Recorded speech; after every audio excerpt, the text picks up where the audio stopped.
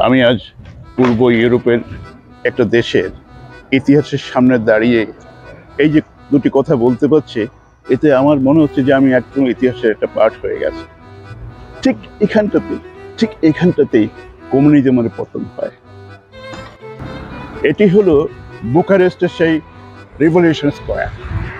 এই revolution square, এটার পেছনে যে ইতিহাস, সেটা নতুন রোমানিয়ার ইতিহাস, এবং এর সাথে জড়িত আছে রোমানিয়ানদের কৃষ্টি, কালচার এবং ইতিহাস, স্বাধীনতার ইতিহাস। এই আমার পেছনে যে স্তম্ভটি, এটা সম্পর্কে বলতে গেলে আমাকে চলে যেতে হবে 1986-এ।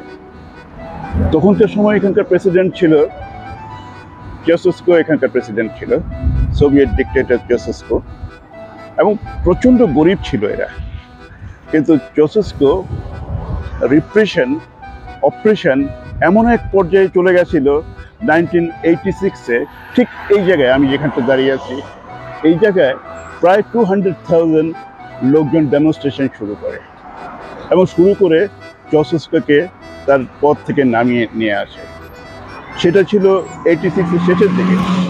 এবং পরে যতটুকু আমার মনে পড়ে যে ডিসেম্বরের শেষের দিকে, অথবা মোস্ট প্রবাবলি এটা হতেও পারে যে 31 ডিসেম্বর, চেসস্কো এবং তার ওয়াইফকে মৃত্যুদণ্ডের সাজা দেওয়া হয় এখানে।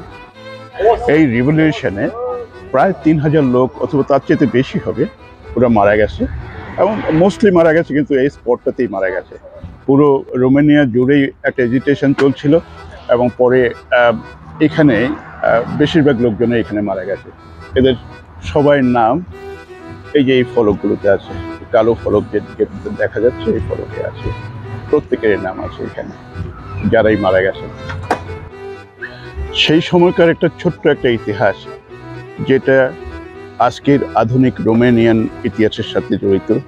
সেটা হলো যে এই বিল্ডিং, সামনে যে বিল্ডিংটা দেখা যাচ্ছে, ওটার ব্যালকনিতে, হ্যাঁ, এই দালানটার যে ব্যালকনি দেখা যাচ্ছে, উপরে যে ফ্ল্যাগ যেটা হচ্ছে, ফ্ল্যাগের জাস্ট নিচেই এই ব্যালকনিতে দাঁড়িয়ে চেসস্কো বক্তৃতা দিচ্ছিলেন, এবং এখানে কুচকাওয়াজ হচ্ছিল রেড আর্মি, যাদেরকে বলা হয়, যারা কমিউনিস্ট পার্টির যে রেড আর্মি, এদের কুচকাওয়াজ হচ্ছিল।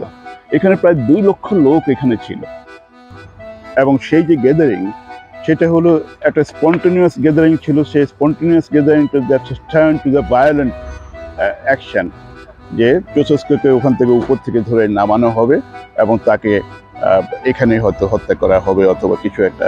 এতটা মানুষ উত্তেজিত ছিল তখনকার সময়। আর ঠিক ওই সময়টাতে চেসস্কো তখন করেছে কি, যে উপরে ফ্ল্যাগটা দেখা যাচ্ছে, ঠিক উপরে একটা হেলিকপ্টার নিয়ে এসে এখান থেকে পালিয়ে চলে গেছে। কিন্তু পালিয়েও কিন্তু সে বাঁচতে পারেনি, ফাইনালি তাকে মৃত্যুবরণ করতে হলো তার ওয়াইফ সহ।